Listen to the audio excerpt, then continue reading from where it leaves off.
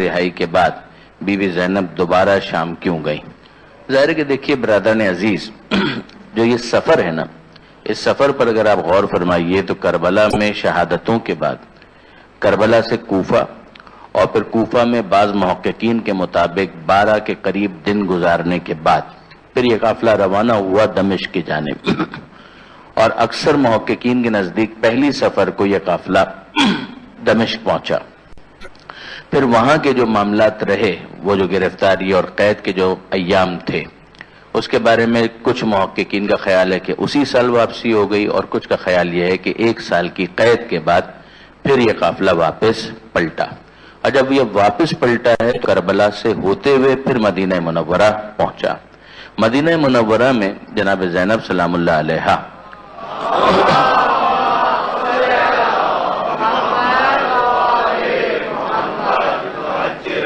مسلسل ذکر حسین میں مصروف رہیں، امام مظلوم کے تذکرے میں مصروف رہیں۔ آپ خود اندازہ کر سکتے ہیں کہ جب یہ قافلہ واپس پلٹا ہے، پہنچا ہے، تو وہاں پر کون سا موضوع ایسا تھا کہ جس کی مرکزی حیثیت تھی؟ کربلا، شہادت امام حسین، وہاں پر ہونے والے مصائب، وہاں پر ہونے والے مظالم، امام حسین علیہ السلام نے ان کا کس طریقے سے مقابلہ کیا، کوفہ میں کیا ہوا، شام میں کیا ہوا۔ یہ وہ مرکزی موضوعات تھے کہ جن کو ڈسکس کیا جاتا تھا۔ سید سجاد اپنے انداز سے، جناب زینب اپنے انداز سے، خواتین کی نشستوں کا اپنا معاملہ ہوتا ہے، مردوں کی محفلوں اور مجلسوں کا اپنا معاملہ ہوا کرتا ہے۔ اس کے بعد بعض محققین اس بات پر اصرار کرتے ہیں کہ یزید نے جب اس بات کا اندیشہ محسوس کیا، یہ بات ذہن میں رکھیے گا کہ مدینہ منورہ کے لوگوں میں ایک اپرائزنگ کی کیفیت تھی، جس کے بعد واقعہ ہررہ پیش آیا ہے، جس کے نتیجے میں مدینہ منورہ کو تاراج کیا گیا ہے، مدینہ منورہ کی حرمت کو پامال کیا گیا ہے۔ جیسے کہ لوگ جو مدینہ منورہ میں تھے وہ اٹھ کھڑے ہوئے تھے، انہوں نے ایک وفد بھیجا تھا دمشق کے جانب، وہاں پر جو یزید کے کرتوت تھے وہ انفولڈ ہونا شروع ہوئے، اور اس کے نتیجے میں لوگوں میں جو سینسیٹیویٹی، جو حساسیت تھی، وہ بڑھنا شروع ہوئی۔ اس کے نتیجے میں انہوں نے وہاں کے گورنر کو بھی بے دخل کر دیا،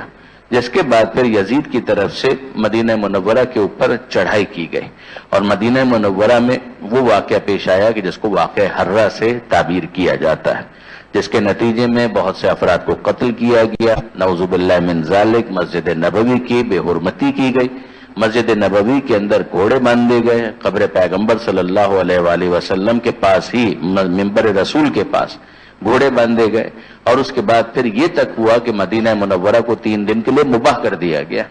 یزیدی فوج کے لیے، کہ جو کرنا چاہیں وہ کریں۔ آپ اندازہ کر سکتے ہیں کہ یزید اور یزید کے مظالم کس حد تک بڑھ گئے تھے، لیکن یہاں سے ایک ریئیکشن، لوگوں کے درمیان ایک انقلاب کی کیفیت، جو میں نے ایک لفظ بھی استعمال کیا تھا کہ گونگی زبانوں کو بولنے کا حوصلہ ملا ہے حسین ابن علی کی شہادت کے بعد۔ پہلے یہ ہمت نہیں تھی، مگر بہرحال آہستہ آہستہ لوگوں کے درمیان ایک شعور نظر آ رہا ہے، لوگوں کے درمیان ایک میچورٹی نظر آ رہی ہے، تو وہ اپنے طور پر ری ایکٹ کر رہے تھے۔ تو آپ نے اندازہ کیا برادران عزیز کہ یہ واقعہ ہررہ پیش آیا، پھر واقعہ ہررہ کے بعد ان لوگوں نے رخ کیا ہے مکہ معظمہ کا، اور خانہ کعبہ کے اوپر حملہ کیا ہے، خانہ کعبہ کے غلاف تک کو جلا دیا گیا، خانہ کعبہ کی جو بنیادیں ہیں ان کو صدمہ پہنچا۔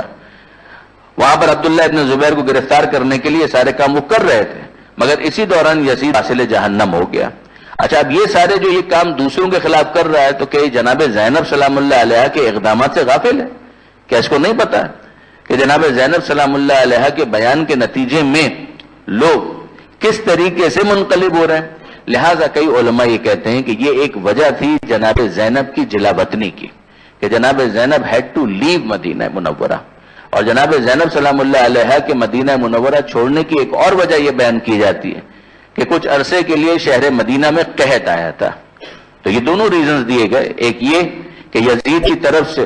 حاکم مدینہ کو یہ حکم دیا گیا کہ جناب زینب سلام اللہ علیہ کو مدینہ چھوڑنے پر اور ترک کرنے پر مجبور کیا جائے، اور دوسرا قول یہ کہ شہر مدینہ کے اندر قحط آیا تھا۔ اس کے علاوہ بھی بعض اسباب آپ کو ملیں گے، اور ان میں جمع کرنا بھی ممکن ہے کہ اس کے بعد پھر جناب عبداللہ ابن جعفر طیار، جو جناب زینب کے شوہر تھے، انہوں نے مدینہ منورہ سے نکلنے کا فیصلہ کیا۔ یہ بات ذہن میں رکھیے گا کہ عبداللہ ابن جعفر طیار ایک متمول شخص تھے۔ جناب زینب کی زندگی سادہ، ان کی حیات سادہ، لیکن کیا جناب عبداللہ ابن جعفر طیار مالی اعتبار